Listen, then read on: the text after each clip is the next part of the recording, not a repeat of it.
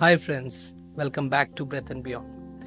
This video is going to be very important for everyone, चाहे आपका कोई भी प्रोफेशन हो, क्योंकि आज मैं बात करूंगा एक ऐसे टॉपिक के ऊपर जो हम सब की जिंदगी को कभी ना कभी टच करता है। रिजिलियंस, लचीलापन, यानी दोबारा खड़े होने का आर्ट। अगर आप मुझसे पूछेंगे कि लाइफ में सक्सेसफुल होने के लिए किसी इंसान में सबसे इम्पोर्टेंट क्वालिटी क्या होनी चाहिए, तो मैं कहूँगा रिजिलियंस।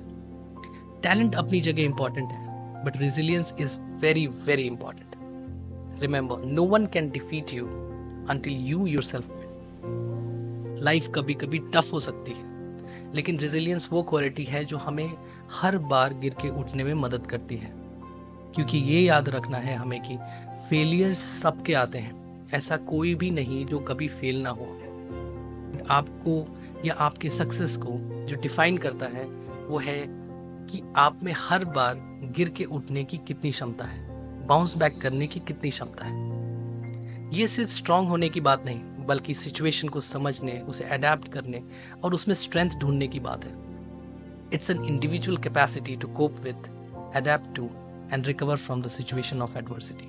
वैसे तो रेजिलियंस के बहुत सारे एग्जाम्पल्स हैं। MS धोनी की बात कर सकते हैं, अमिताभ बच्चन की बात कर सकते हैं, और भी बहुत सारे कई लोग हैं। अगर मूवीज की बात करें तो कैप्टन अमेरिका, या आपने अगर एवेंजर्स मूवी देखी होगी तो आपने नोटिस किया होगा कि जब लड़ते लड़ते कैप्टन गिर जाता है तो वो फिर से विलेन से लड़ने के लिए उठ के खड़ा होता है और कहता है कि I can do this all day.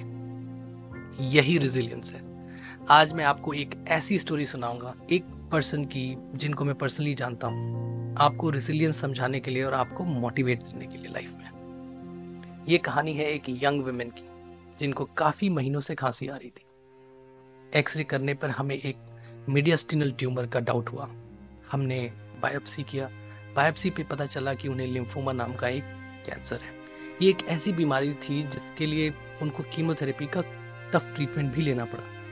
पहली बार उन्होंने ये न्यूज़ सुनी तो उनके और उनके फैमिली और फ्रेंड्स का वर्ल्ड जैसे रुक सा गया था। उन्हें लगा कि सब कुछ खत्म हो रहा है। उनके सपने, उनका फ्यूचर, उनकी सेहत। पहले उनको बहुत गुस्सा आया कि वाई मी, क्यों मेरे साथ। फिर वो गुस्सा धीरे धीरे निराशा में बदलने लगा और उनको समझ नहीं आ रहा था कि वो कभी ठीक हो भी पाएंगी या नहीं। लेकिन उनकी जर्नी यही ख़त्म नहीं होती। उन्होंने फाइट करने का डिसीजन लिया, कीमोथेरेपी ली, और हर बार उनको बहुत पेन और तकलीफ हुई, जो कई बार कीमोथेरेपी के दौरान दवाइयों के साइड इफ़ेक्ट्स की वजह से होती है। लेकिन उन्होंने बहुत ही जल्द डिसाइड किया कि वो इस बीमारी को उनकी लाइफ डिफाइन करने नहीं देंगे। उन्होंने अपने छोटे छोटे मोमेंट्स में खुशी ढूंढने का प्रयास किया, जैसे कि बुक्स पढ़ने में, फैमिली के साथ वक्त बिताने में, सनराइज देखने में, एक्सरसाइज करने में, ट्रैवल करने में और वर्ल्ड को एक्सप्लोर करने में। वो छोटी छोटी चीज़ें जो उनको खुशी देती थी। उनका रेजिलियंस सिर्फ बीमारी से लड़ने का नहीं था, बल्कि अपनी लाइफ को एक्सेप्ट करने, उसे जीने और होप थामे रखने का था। वीडियो के एंड में मैं आपको बताऊंगा कि अब वो क्या कर रही है और इन सब बातों का उन पे क्या असर हुआ। तो रेजिलियंस पहले समझते हैं। रेजिलियंस समझने के लिए पहला पॉइंट है to understand and accept your emotions. Resilience का पहला स्टेप है अपने इमोशंस को समझना और एक्सेप्ट करना। जब लाइफ हमें कोई बड़ा चैलेंज देती है, जैसे कि कोई बीमारी, पर्सनल लॉस या कोई फेलियर, तो हमारा दुखी या गुस्सा होना नेचुरल है। ज़रूरी ये है कि हम उन इमोशंस को छुपाएं नहीं, बल्कि उनको समझें और उनका सामना करें। क्यूबलर-रॉस मॉडल कहता है कि जब हम किसी बड़ी प्रॉब्लम से गुजरते हैं तो हमारे मन में कुछ स्टेजेस आती हैं, जैसे कि डिनायल, एंगर, बार्गेनिंग, डिप्रेशन और फाइनली एक्सेप्टेंस।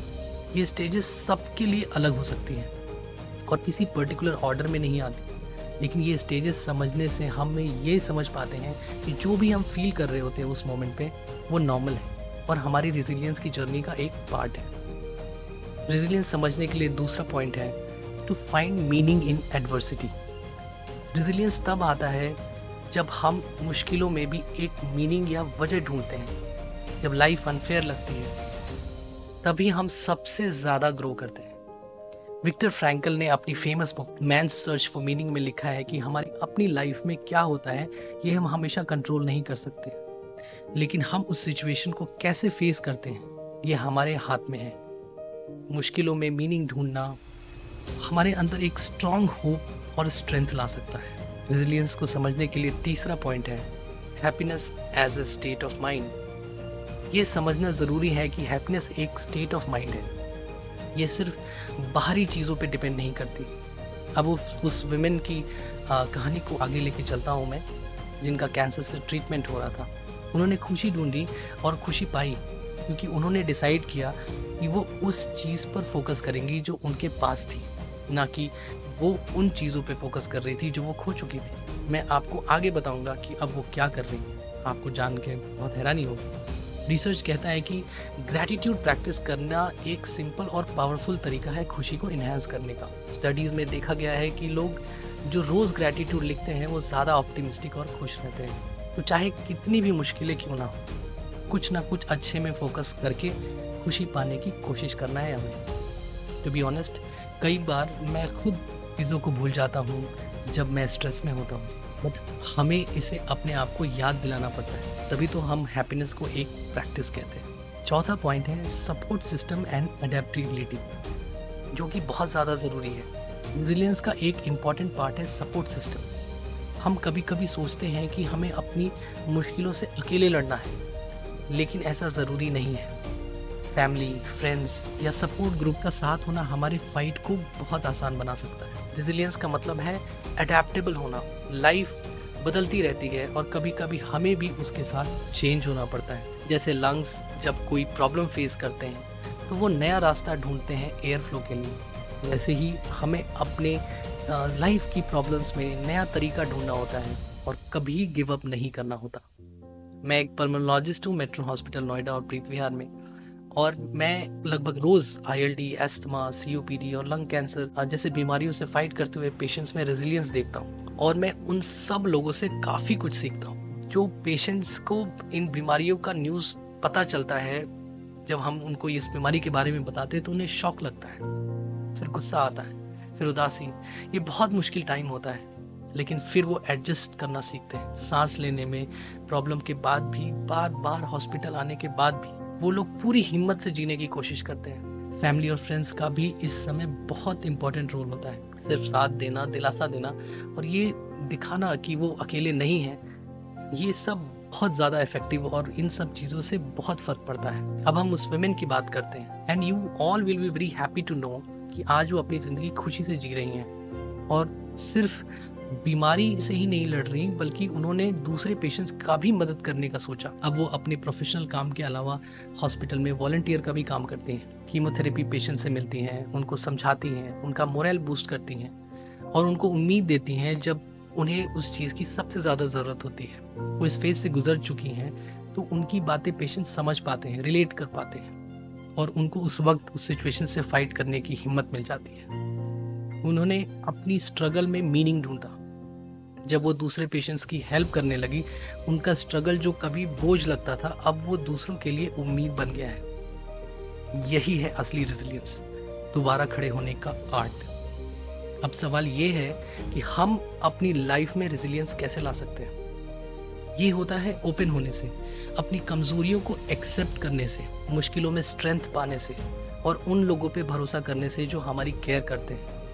हर सेटबैक एक फेलियर नहीं, बल्कि हमारी जर्नी का एक पार्ट है। ये मेरा पर्सनल थॉट है कि जहाँ दुनिया अपने आप को परफेक्ट शो करने में लगी होती है, मैं मानता हूँ कि सच्चाई तो ये है कि हम लोगों से कनेक्ट अपने परफेक्शंस की वजह से नहीं होते, बल्कि अपने इम्परफेक्शंस की वजह से होते हैं। तो हमें अपने नियर एंड डियर वंस को अपनी ट्रू फीलिंग्स या अपने ट्रू सेल्फ को ज़रूर ही शेयर करना चाहिए। उस महिला ने लिम्फोमा को अपने हैप्पीनेस को ख़त्म होने का कारण नहीं बनने देना था, तो उन्होंने नहीं बनने दिया। उन्होंने एडजस्ट किया, हिम्मत रखी, और सबसे इम्पोर्टेंट प्रेजेंट मोमेंट में खुशी ढूंढी। लाइफ हमको चैलेंज करती रहती है, लेकिन हर चैलेंज हमारे लिए ग्रो करने का एक मौका होता है। रेजिलियंस एक मसल की तरह है, जितना यूज़ करेंगे उतना स्ट्रांग बनेगा। मुझे आज भी याद है, जब मैं 17 साल पहले MBBS एंट्रेंस की प्रिपरेशन कर रहा था, मैं बहुत परेशान रहता था। सोचता था कि मेरा सिलेक्शन अगर नहीं होगा तो मैं क्या करूँगा। मेरे फादर मेरे पास आके बैठते थे और कहते थे कि नहीं होगा एक बार तो फिर से कोशिश करेंगे, बट हार नहीं मानेंगे।